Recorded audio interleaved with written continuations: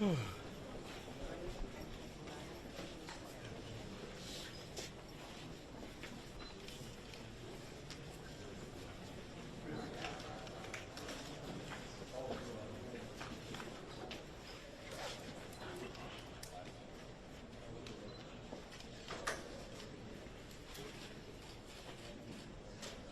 ready? Okay. Thank y'all for being here again today.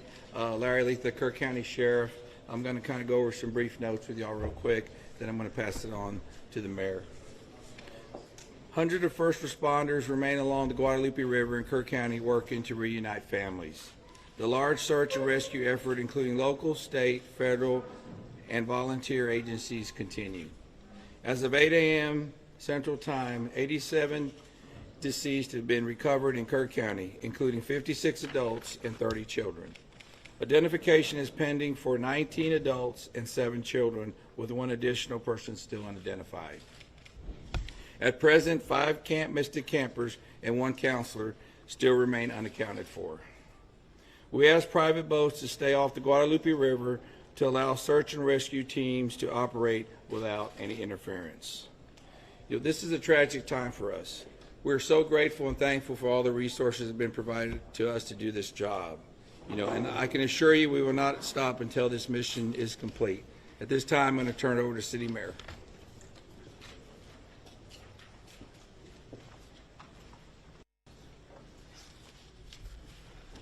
Thank you for being here. I'm Joe Herring Jr. I'm Mayor of the City of Kerrville. I want to reassure our community and those families that the city, the county, the state, and the federal experts are working together, not separately, but as one team. If you go inside the Emergency Operations Center, you don't see silos. You see one team. I want to talk briefly about in-kind donations. The outpouring of generosity has been tremendous, and we are grateful. We are working on a new system to accept donations, and when those plans are complete, we will post them online on the city's Facebook page. We are grateful. We need a new system to handle the generosity of the world. Financial donations can still go to communityfoundation.net. That's the community foundation of the Texas Hill Country. Again, we are grateful for the generosity of the world. Over and over, I've asked you to pray. It occurred to me that I haven't asked you for what to pray specifically. Please pray for those who mourn, for those who wait, and for those who help. Now I'd like to call on Lieutenant Colonel Ben Baker.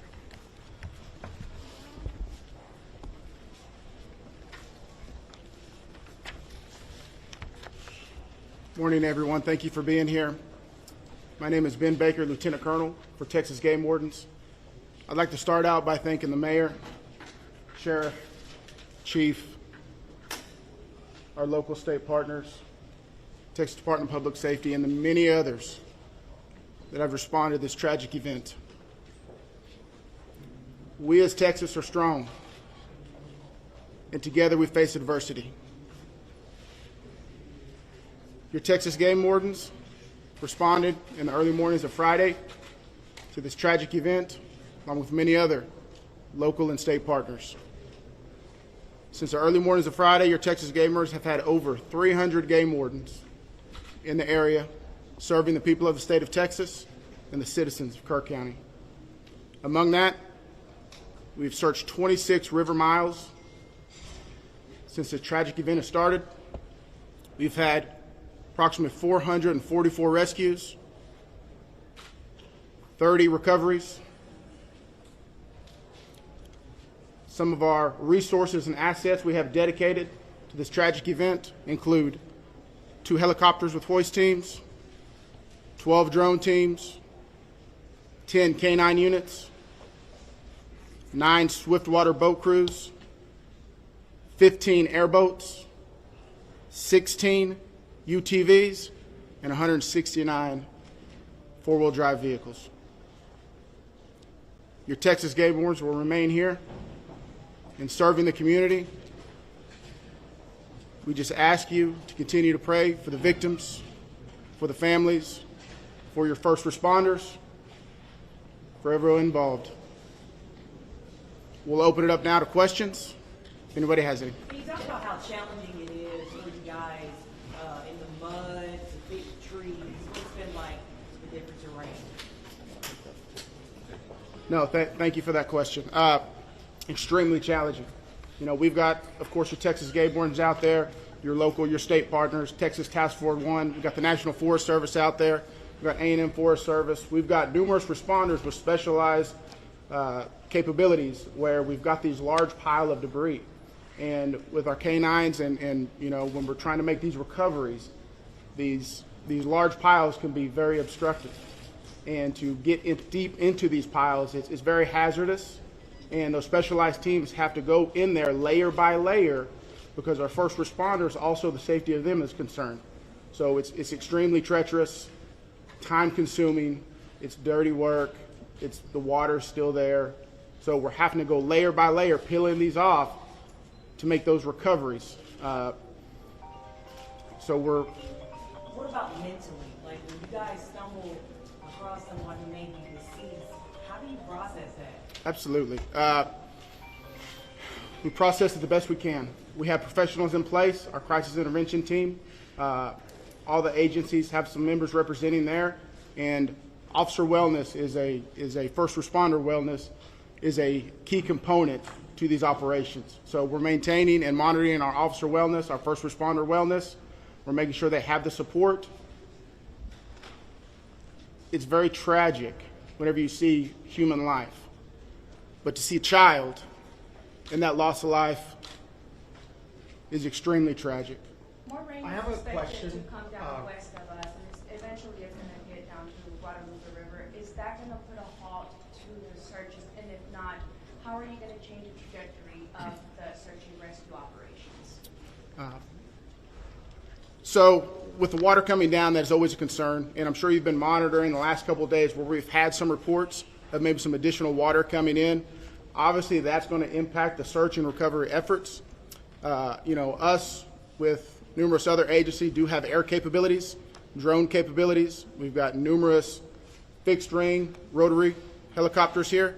So it will alter our patrol patterns and alter our searches, but it won't deter them. I have a Can you question outline for the what for specific discussions and actions were taken between the time the first flood emergency alert came in at 1:14 a.m.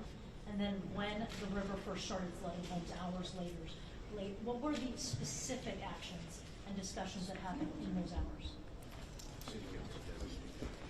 Can you repeat that again, please? Sure, absolutely. I would like to know if you could outline, please, what the specific actions and discussions were that local officials took between 1:14 a.m., that's when the first flood emergency alert came out, and hours later when the river first started flooding. What happened in those hours? What I can tell you, when I was first notified, it was around the 4 to 5 area. One of my sergeants was in dispatch when the first calls started coming in, the actual 911 calls come in. like at 4 in the morning. It was between 4 and 5 when I got notified. Okay, but prior to that, in that 3 to 4 area, my understanding is, and we're in the process of trying to put a timeline. You know, that's going to take a little bit of time. As I've told you several times, that is not my priority this time. There's 3 priorities. That's locating the people out there, identifying and notifying the next of kin. That is what I'm taking as my job as sheriff here to do. Okay. With all due respect, sir, I think that the community here is asking these questions. What happened? When did it happen? Was the emergency manager awake at the time? Did they push the button to issue an emergency alert? Sir, it's not that easy when you just push a button, okay? There's a lot more to that. And we've told you several times. So did it happen, sir? I can't tell you at this time. You Okay. can't tell me if the emergency manager of the county Sheriff, actually issued an emergency Sheriff, alert. okay. Sheriff, who Shimon, just give me a is second. Emergency Answer the question. Operations Center? Who Let runs him answer the question. the Emergency Operations I'll come back to you. Center? I'm going nowhere. Appreciate it. Who runs the Emergency Operations Center? We have a communication center, a dispatch, okay? We have a communication center. That's where the calls actually go to the police department, then they're forwarded to Right, us. but leading up to this, in monitoring the weather, there's In any large city, in any state, there's an Office of Emergency Management that is monitoring the weather, that is watching and listening and getting briefings. Who was getting those briefings in this city, in this county? Who was receiving that information? And who would have ultimately made the decision to evacuate, hearing what was coming in from the Weather Service and other people? Okay, what we would have done when we get notified, okay, I'm gonna tell you. You're not emergency management though, right? The sheriff's not EOC. No, there is Who no, is I meant EOC? as the city. Yeah, help me with that. So we understand you have many questions. Hang on. No, I understand, but you're not gonna answer the question because that's up to the city manager and the mayor to answer those Correct. questions. We understand That's right. you That's have the many judge. Where is questions. the judge? The judge is not here. We understand that, but right now, this team up here is focused on bringing We people understand that home. too, but there are a number That's of our focus. questions that are All those leading up to questions this. will be answered, but the No. priority right now It seems like you're is ducking bringing the- people home. We totally understand that, and we value the incredible work that is being done by those first responders. We're seeing them out there muddy and sweaty and grinding it out day after day. But your community is asking these questions. And we will Was your get emergency answers. manager in the county Right now, awake at all the of our time? resources are Who did they focused issue an You alert? should be able to to answer recovery. who was in charge of the emergency operations center at the time that was getting any briefings. Do we have another question? If any I do. briefings. I think I'd like to focus on what local people can be looking for. We're looking at some erosion in roads and safety in them traveling. What can we tell people who live here right now and what they can do in their daily life? Should they worry about traveling on roads? Do we know anything about that infrastructure? Sure, absolutely. Jonathan Lamb, Kerrville Police Department. So we know that there's substantial road damage. Some roads have been closed for safety. We've got crews out there in the county shoring them up and making sure that people can travel to and from. What we're asking for the public to do to assist us is if they believe that they have seen someone, a victim, notify emergency services. Call 911, let us know, or use our non-emergency numbers, area code 830-257-8181. Contact our dispatch team and we will send officers out there. We also ask folks to limit their travel. Our first responders have had a very difficult time getting to where they need to go because of the amount of people who are flooding our roadways. We understand there's natural curiosity. People want to come here and see the flood damage. Now is not the time for sightseeing. This operation is ongoing and continuous, and it will continue. I've got time for one more question. Can you tell us when your last live rescue was? Last question. As far as I know, the last live rescue, unless there's new information, and I don't believe there is, was made on Friday. Have any of the All right, I'm bodies been afraid that's going to released? have to do it for this morning. Can someone answer if the bodies have been released to the families, Sheriff? Excuse me. Have the bodies been released to the families? Some. Some. I mean, they're at autopsy. I mean, How many are still missing? We have an estimate among the general population, not just the girls from Mystic, even just credible reports. Is it hundreds still? Is there any estimate among the general population of how many people are no, missing? I've told y'all several times, it's hard to know that number. No, we don't. I know the numbers that we have found, and that's all I know. You still don't want to tell us who is All running? right, so we're going to continue our operations. The next time that we're going to be in front of y'all will be at 5 p.m. right back here. If there is a critical update, again, we'll provide that information to you through the contact list that you have provided to us. Thank y'all. We appreciate it. Sir, I have one other question. Maybe you can help. It was about the volunteers that are coming. But, we hear the governor coordinate